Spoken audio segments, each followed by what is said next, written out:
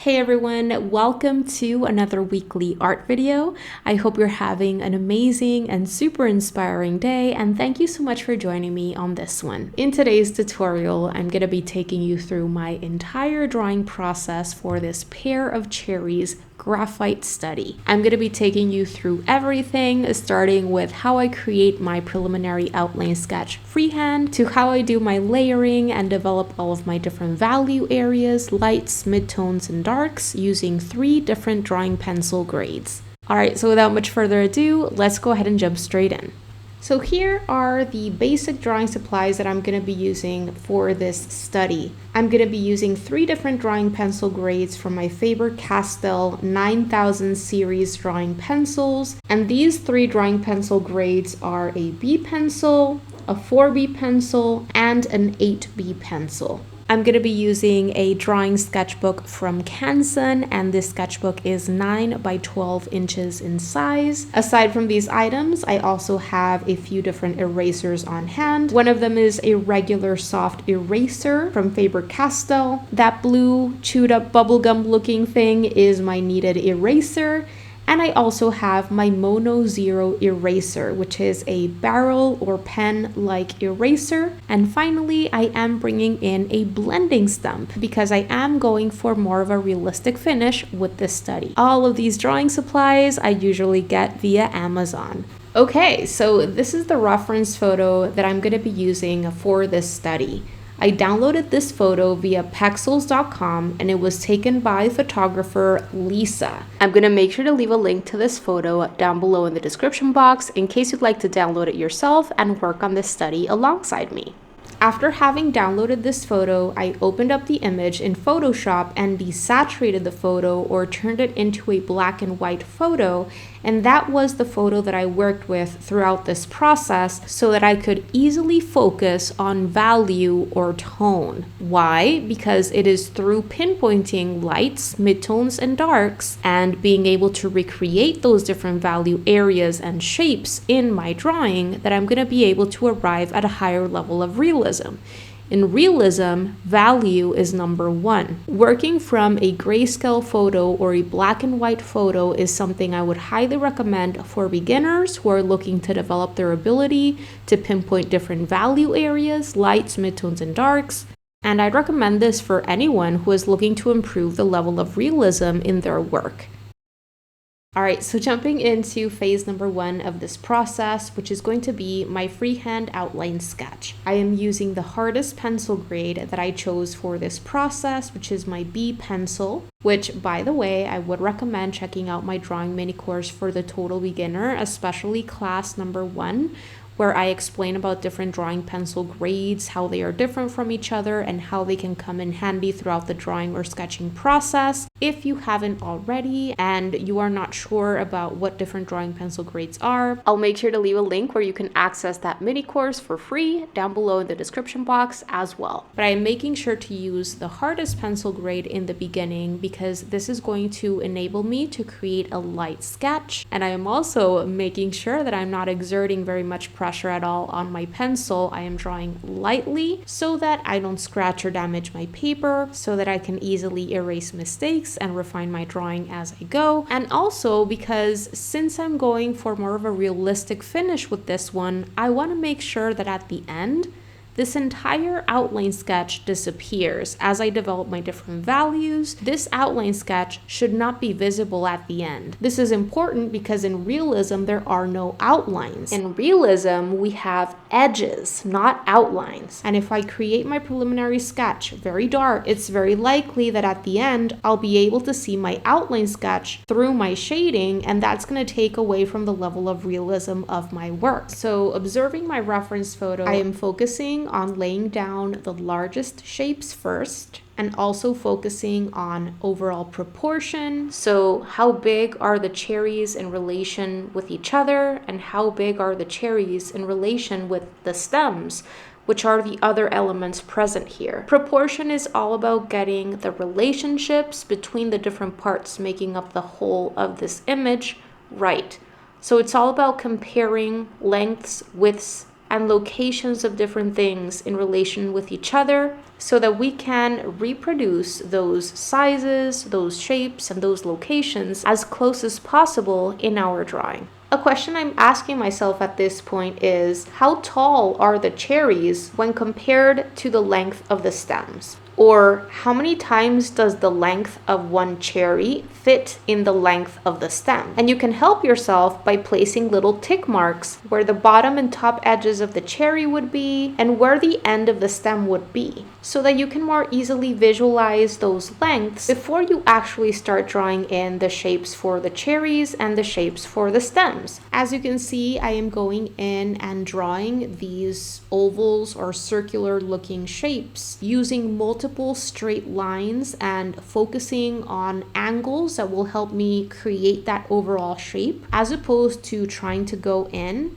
and trying to create one perfect shape with one same stroke. This facilitates the process for me, and later on, once proportions look good to me, I go ahead and refine these blocky looking shapes and turn these straight lines into smoother curves. Right now, I'm not worried about getting the shape in super perfectly, especially at this point in the process when I'm focusing more on overall proportions and locations of different elements in relation to each other. And I'm also focusing on making a good use of my drawing space, making sure that my drawing is the size that I want it to be, not too small, not too large, and that it's centered right where I want it on my page. And if you noticed right in the beginning, the way that I started was by creating two little horizontal tick marks so that I could not only visualize what the size of my entire drawing would be, but it also gives me a space to separate out into the cherries portion and the stems portion. Once I had my largest shapes in, which of course for this one, it was definitely the two cherries at the bottom, I created curved irregular lines inside of each cherry shape based on the information that I was seeing in that reference photo, so that I could visualize where that concave section where the stem would be coming out of would be right on the top central section of each cherry. This gives me the point where I should be starting that stem. If I can't visualize where the stem is going to be coming out of, it's going to be way harder for me to draw the stem where it should be. Once those irregular curved lines were in place inside of each cherry shape, I got started with drawing the stems. The way that I like approaching stems is by just creating one single line first, and once I like the shape, the curvature of the line, etc., I then create another line right next to it, and this turns that line into a shape that I'm going to be shading later. Once I was happy with my sketch and the proportions looked good to me, I continued comparing my sketch to the reference photo, making sure that proportions look believable, that shapes look believable. Even though I'm not trying to create a perfect replica of the photo, I do have to make sure that proportions and shapes look believable. And I have to make sure that I take my time with this part of the process, because this preliminary outline sketch is the foundation for everything that is coming up next. If proportions don't look right, if shapes don't look quite right, no matter how much shading I do and how good I am with my shading techniques, this drawing is not going to look very realistic. So take as long as you need to take with this part of the process. Once I was happy with proportions, with sizes, with shapes, and I took time to refine my drawing a little bit more, I erased my tick marks that I had created in the beginning, and I lightened my sketch a little bit by tapping over it with my kneaded eraser. And the last thing that I moved on to doing before calling this outline sketch done was observing my reference photo. I did a quick mapping out of my lightest, brightest highlight areas. For this particular drawing, it's also very helpful to sketch in the water drops on these cherries. At least I make sure to map out the larger ones, and the smaller ones I actually add in throughout the process. As I am doing all this, I don't stress myself out about getting in every single highlight shape exactly spot on, like I see it in the reference photo. as long as the shape and the size and the location of those highlight shapes are similar to what I am seeing in the photo, and they go hand in hand with the structure of these objects, and I am keeping the light situation consistent throughout. So ask yourself, where is the light source hitting these objects from? The shadows and the highlights have to be consistent with that light situation, but as long as all of those things make sense, it's totally okay for those highlight shapes to be a little bit different from what you're seeing in that reference photo. Plus, they're going to change as we continue doing our layering with graphite and our blending with our blending stump. It's also totally okay if you don't want to add in every single little water drop. I just focus, as I said, on adding in the major ones, the largest ones, and the smaller ones are going to happen along the way as I continue developing my different value shapes. And even though I didn't map out the darkest shadow shapes throughout the cherries, I do at least notice them at this point. Where are those darkest areas that I'm going to be developing? Alright, so that's my outline sketch done. It is time to move into the shading. I still have my B pencil in my hand right now. This is the first pencil that I'm going to be doing layering with. As you can see, I am using my pencil at an angle that allows me to fill up a larger area quickly because the entire side of the tip of the pencil is coming into contact with my paper. I am doing quick back and forth motions, not applying any pressure on my paper. I'm doing it very gently and filling up the entire cherry shape and also the stem shapes. And as you can see, I am avoiding layering any graphite in those brightest highlight shapes. Why? Because I want the brightness and the whiteness of the paper to stand in place for my highlights. So I want to leave those areas of my paper protected with little to no graphite throughout this process. And it's totally okay to get in a little bit of graphite into these shapes because it's hard not to do, especially when you're bringing in your blending stump and you have very small, narrow shapes for your highlights. But continue observing your reference photo and where you want to make sure to have highlights at the end, and you can bring in any of your erasers to clean those areas up as you go. The Mono Zero eraser is especially helpful to go in and clean up those very narrow, small highlight shapes. So when I do my shading, I always work from lights to darks. I start doing my layering gently and patiently and make my way gradually towards the darkest values or tones.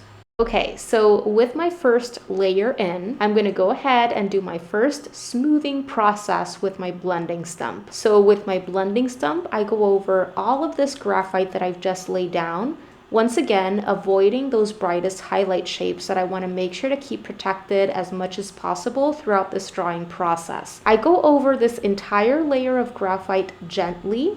I am not pressing down very hard at all. That's really not necessary, and remember that you can scratch and damage your paper with your blending stump just like you could scratch and damage it with your actual pencil.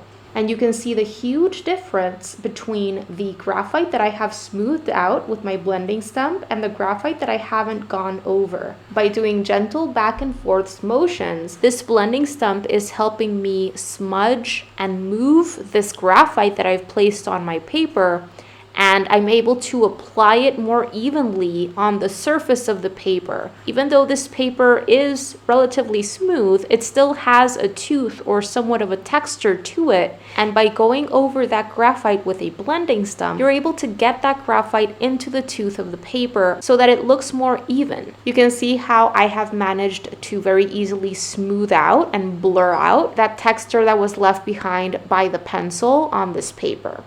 Okay, so now that my first layer is in and I've established my highlight areas, it's now time to go in with my next pencil. So the next softest pencil that I've prepared for this process is my 4B pencil. So that's what I have in my hand right now, and I am going in with very similar strokes to what I was using before with my other pencil for my first layer. I'm using my pencil at such an angle at which I'm able to have the entire side of the tip of my pencil come into contact with my paper so that I can cover up larger areas faster. Using my pencil in this way also helps me stay away from scratches and lines that can be left behind when you're using just the tip of your pencil. So my objective in this phase of the process is to do more layering and focus on further darkening, darker midtone areas and darkest dark areas, and leaving the previous layer shining through in lighter value areas. And of course, I'm keeping my highlights protected as much as possible along the way. So I am observing my reference photo closely, and I am only applying more graphite in the darker value areas that I see throughout these cherries and in the stems. I'm not trying to do any more layering or covering up areas of lighter values. Right here, I am going in and doing a little bit of fixing in this large water drop on this cherry on the left. I noticed that my highlight shape just wasn't looking at all like what I was seeing in that reference photo. So I took a quick pause before moving forward and fixed it. First, I did any erasing that needed to get done to make that highlight more similar to what I am seeing in that reference photo.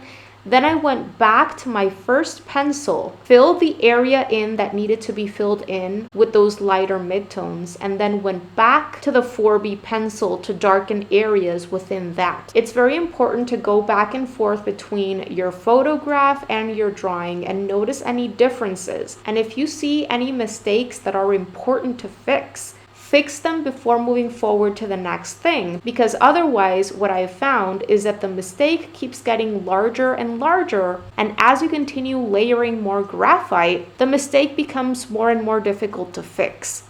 Another thing that is very important is to make sure that the pencil grade that you have in your hand is appropriate for what you're trying to do. So if you're trying to develop lighter values or lighter midtones, make sure that you have your harder pencil grade in your hand for that. If you're trying to develop darker midtones or darkest darks, make sure that you have a softer pencil grade in your hand. Remember that the softer your pencil grade, the darker and the smudgier that graphite that you're laying down is going to be. In general, I do my best not to apply softer graphite in areas of lighter midtones. Why? Because softer graphite is darker and it's smudgier. And if you start applying that softer graphite in lighter value areas and you're not careful, you can very easily start muddying up your entire drawing and getting way too much soft graphite into lighter value areas. My rule of thumb, so to speak, is to make sure that I'm only using my softer pencil grades after I've done layering with my harder pencils, and only darkening certain sections with my softer pencil grades that are smaller on top of that first layer that I've created with my harder pencil grades. In other words, I am never going in with my softer pencil grades right on white paper. I always have some amount of graphite already on my paper developed with those harder pencil grades when I go in on top of them with a softer pencil grade to darken certain smaller areas within that larger, lighter value shape. And not that I'm applying any pressure on my pencil yet at all, but as I am moving away from that darker value shape into lighter value areas, I am applying even less and less pressure as I make my way out from that darker area. This helps me start creating that visual gradient where darker values turn into lighter values gradually. Okay, so as you can see, I am starting to develop that illusion of the water drops. And all I am doing is I am just observing these different shapes created by the different values within those water drops. And instead of trying to draw a drop of water, I'm just seeing those as lightest shapes, midtone shapes, and darkest shapes. And I'm doing my best to make those shapes happen in those different values in my drawing. I'm not trying to deliberately go in and draw a drop of water or even draw a cherry. I am simply seeing all of these different value areas as abstract, irregular shapes and trusting that if I pinpoint those different values in my reference photo and I make those values happen to the best of my abilities in my drawing, that will look like a cherry. That will look like a drop of water. Notice how at this point in the process, I see highlight areas where I have that whiteness and the brightness of the paper shining through completely uncovered with any graphite at all. Then I have light mid-tone areas where I have only that first layer that I created with my hardest pencil grade. And I'm now starting to develop darker mid-tone areas where I'm starting to develop more layering using this 4B pencil. Also notice how I don't have any outlines anywhere. Even at this point in the process, my outline sketch is already starting to disappear. And once I finish up with my shading, that outline sketch will have completely disappeared. Because again, I'm trying to develop edges and not outlines. And I'm also just generally trying to stay away from the look of any harsh looking line. All right, so with that second layer of graphite in that I did with my 4B pencil, it is now time to get started with my second smoothing out of graphite using my blending stump. So the same things apply that I was doing with my first blending stump process. I'm gently going over those areas where I've just layered more graphite using my 4B pencil, and I'm not only softening and smoothing that graphite and getting rid of that texture left behind by the pencil application, but also trying to create soft transitions between these darker value areas and my lighter value areas by pulling just a little bit of that graphite towards the lighter values, making sure that I'm not applying very much pressure at all, especially as I'm making my way out and away from those darker value areas. I'm really paying attention to how I am pushing that graphite on my paper. And if I notice that too much graphite is starting to cover up those lighter value areas, I stop what I am doing and I clean out my blending stump. And you can do this in a couple of different ways. So if you just want to do something quick, you can at least rub the tip of your blending stump on a kitchen paper towel or something like that to remove some of that graphite that has collected on the tip, which by this point in the process, you're going to have collected some amount of graphite on that tip. And if you have more time and you have an X-Acto knife or a crafting knife, cut little slivers of that tip off to reveal clean paper underneath. I'd recommend checking on tutorials on different ways to clean the tips of your blending stumps, because there are several different ways that you can do this. And if you're doing this kind of more realistic finish drawings with lots of layering of graphite and smoother shading, you're probably going to start collecting tons of graphite on the tips of those blending stumps to the point that you can even draw with the blending stumps. It can certainly make your drawing very muddy if you collect a ton of graphite on them, and it can make the process way more frustrating. So just keep an eye on how much graphite is getting collected on that tip. And always remember that just like when you have your pencil in your hand, you can start creating marks and damaging your paper with your blending stump as well. So continue being gentle and pay attention to how you're pushing that pigment around on your paper. If you'd be interested in having me create a tutorial on my favorite ways to clean out my blending stumps, let me know and I'd be happy to create one for you. All right, so I'm almost done with doing my blending and smoothing out and creating of soft transitions between values with my blending stump here. Gently running the tip of my blending stump over certain sections of those stems where I applied a little bit more graphite in that previous phase. You can see how already through my stems, I have created different values as well. All right, so my values all throughout my cherries and my stems are looking pretty good. At this point, I've started somewhat developing that illusion for those largest water drops, but I still needed to add in at least a few of those smaller water drops.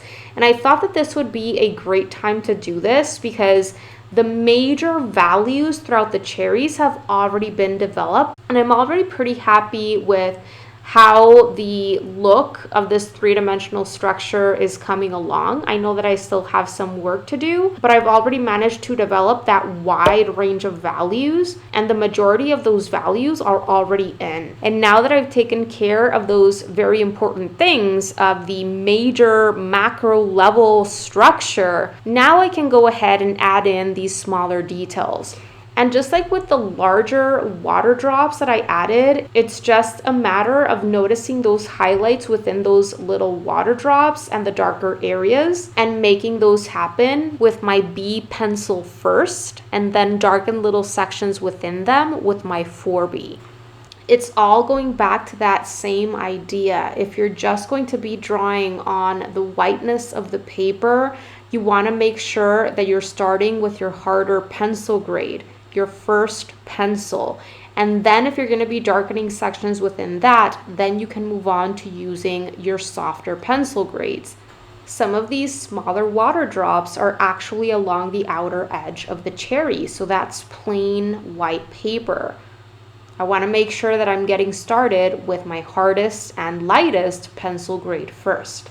It's about making your way gradually towards the darker, softer pencil grades, and only using those softer pencil grades in the areas that require them. But I did want to make sure to add any more drops in that I wanted to add in at this point in the process before moving forward and starting to really deepen and darken those darkest dark areas. And also, I took a little break at this point. As you can see, I'm going in with my Mono Zero eraser to clean up those highlights a little bit.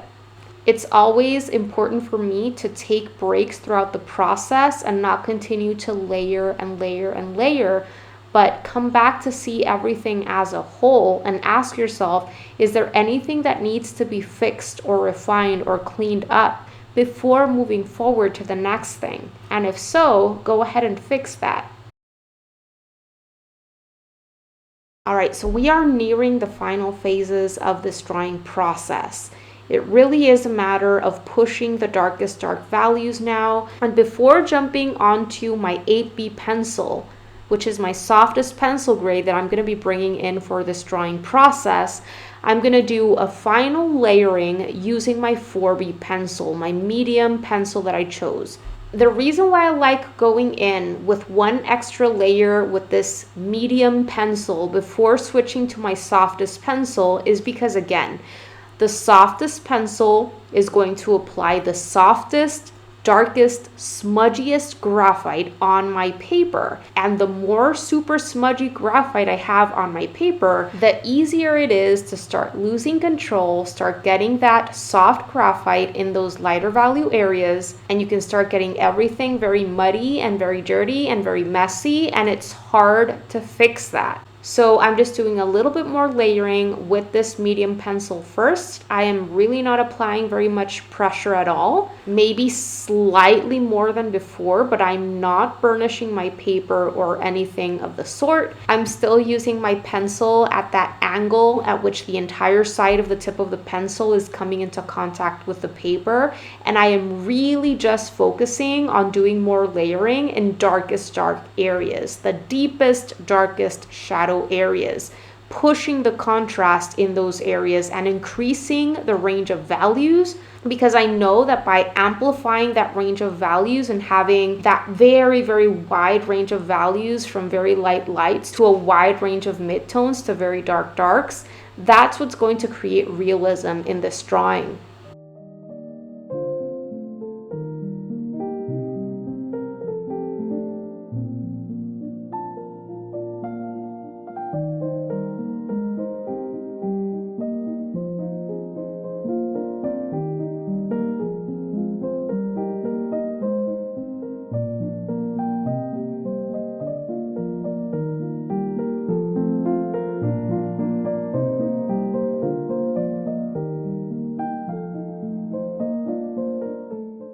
All right, going in with my blending stump once again after having applied more graphite to do a little bit more softening out, more blurring of that pencil texture, and creating soft transitions between my darker values and those lighter values. Still being very gentle with my blending stump and just going over these areas where I just applied more graphite, trying to keep those lighter value areas protected with little to no graphite on them. And I am being extra careful not to get any of that graphite that I've laid down with my 4B pencil into lighter value areas.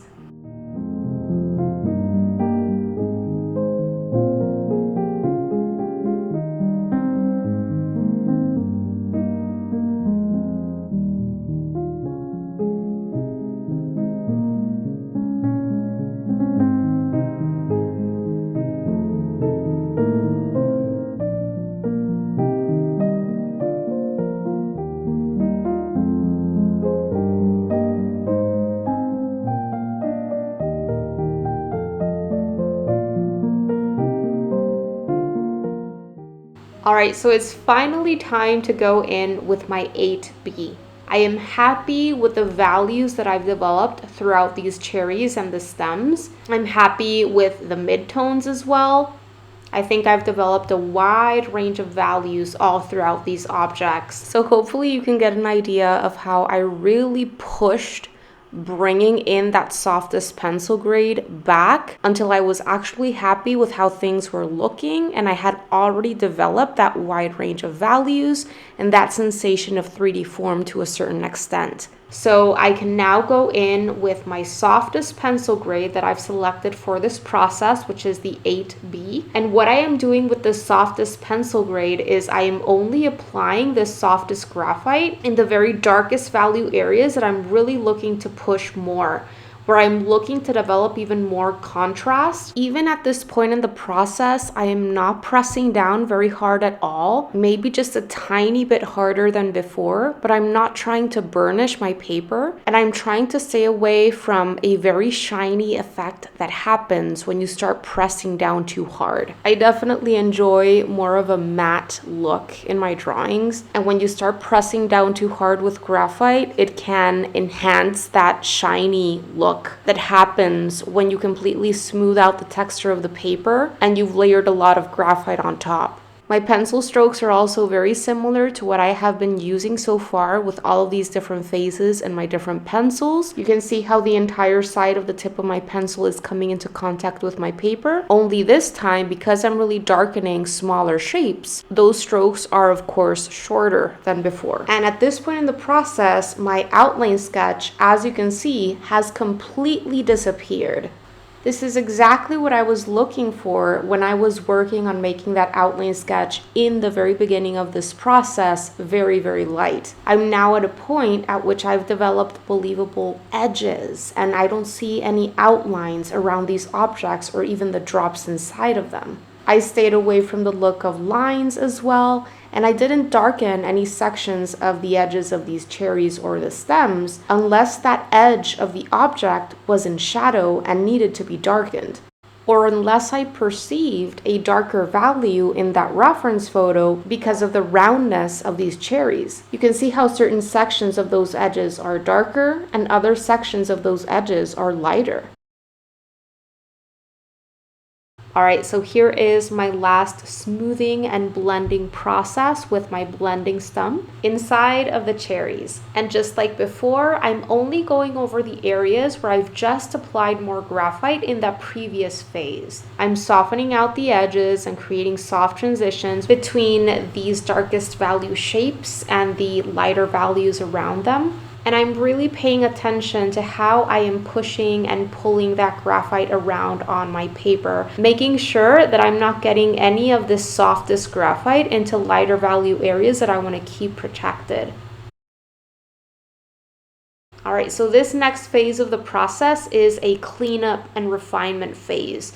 So I'm going in with my Mono Zero eraser and erasing out and cleaning up any brightest, lightest highlight shapes that maybe have gotten some graphite on them as I've continued doing my layering and my blending. The Mono Zero eraser is incredibly helpful, and I can go in very easily into very, very small areas like the highlights in those drops of water and very narrow highlights in certain sections of those cherries. I'm very easily able to go in and clean up those highlights and remove that graphite that I've maybe pushed or pulled into them accidentally.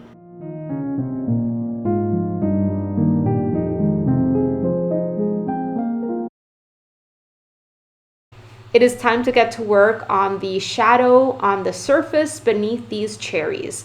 So when we're going for higher levels of realism, adding in that shadow and that occlusion shadow on the surface beneath the objects or subjects is very important, because this helps enhance that illusion of 3D-ness, of volume, of mass in these objects or subjects. Ultimately, we're trying to create that visual effect or that optical illusion of volume and mass and depth on paper. That is exactly what we've been trying to do along this process via the development of all of these different values. But it's important to also add in that shadow beneath them that would be created because that mass is impeding or blocking that light from hitting the surface beneath them. It helps complete the drawing and it helps situate those objects in place. All right, so for the cast shadow and the occlusion shadow, I just used my medium pencil, which is my 4B, and my softest pencil, which is my 8B. I didn't use my lightest pencil grade. The reason this is because I have no highlights that I'm trying to protect in these shadow shapes, and it's a simpler thing to develop. I went right in with my 4B and with the same strokes that I've been using throughout this entire drawing process, having the entire side of the tip of my pencil come into contact with my paper as I'm doing those strokes. I lightly and gently developed that larger cast shadow shape, taking into account what I am seeing in that reference photo.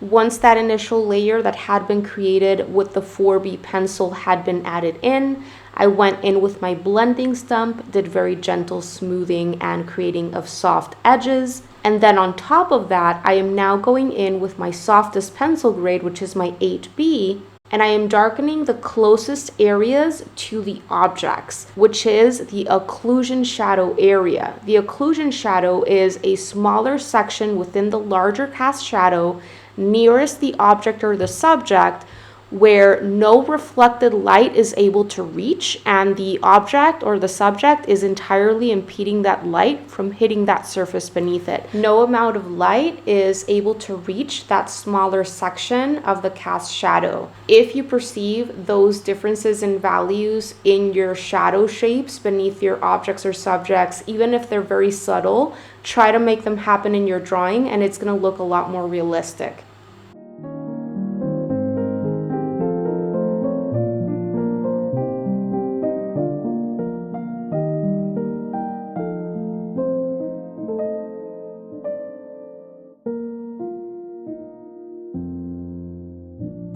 All right, so this is officially the very last phase of this process. And this is just the final refinement and detailing stage here. I'm going to be doing a few different things. So first, I'm going in with my softest pencil grade. This is my 8B pencil. And I am pushing darkest, deepest shadow shapes just a little bit more. And even at this point in the process, I'm not trying to burnish my paper by pushing too hard or anything like that. And I don't really have to because this pencil grade already has pretty soft graphite in its core, which already is going to look pretty dark when applied on paper. That's one of the beauties of using multiple pencil grades and using your softest pencil grades for deepest, darkest shadow areas. And in this last part of the process, I'm also allowing myself to go in and do any smoothing of new application of graphite with my blending stump, and maybe I'm even going in to clean up some highlight areas with my Mono Zero eraser. If you have any transitions between different value areas that maybe you need to work on a little bit more to get them a little bit more gradual, if anything looks too stark to you and you want to soften it, you can go in and work on that at this point. Just make sure that you're using the appropriate pencil. And the very last thing that I am doing in this part of the process is also adding extra texture to my cherries. I do that by going in with my softest pencil grade and just doing very, very short side-to-side motions here and there, just creating little teeny tiny abstract irregular shapes that create that illusion of texture. I only add in a few of these small irregular dark shapes here and there in my cherries. A little bit goes a long way to add to the irregular, imperfect feel of these organic objects. And with that, we're all done with this pair of cherries graphite study. All right, you guys, that is gonna do it for today's video. I really hope that you enjoyed it and that you found it helpful. And if you did, pretty please make sure to give this video a thumbs up because it really helps support the work that I am doing here on YouTube and helps others get to know about my channel. Thank you so much for watching today. Don't forget to subscribe and click on that little bell so that you can be notified of when I share my new videos, which happens every single week. Have a beautiful rest of the day and see you soon. Bye guys!